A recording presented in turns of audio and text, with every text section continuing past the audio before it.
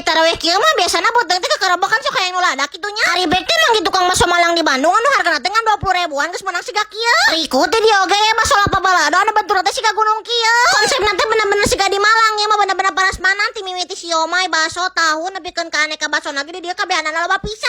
Aduh kan ya kuatkeun ka baso iga nu sagede ablahu oge aya. Geus kudu wajib pardu ain lamun ngabaso Malang mah kudu make sigong gorengan baru dah. Ayeuna mah urang cobaan teh ku originalna dipakekeun mis dasem siga kieu. Orang ditinggal teh alas sim di bareng muncul ngaburahay kitu. Injik bal 50 juta kali barudak kieu teh mending ngeunang-ngeunang teh. Cik waladana teh seger bener-bener nyieun cenghar ieu mah. Amun deui si kurubu kemih nama ieu bener-bener ngopros pisan jadi nate. Yang ditanyakeun si baso lobana mah teh tingali si bumbu baladona teh bener-bener medok pisan. Jeger liasina teh waduk, ha? Ieu teh mending ngeunang pisan.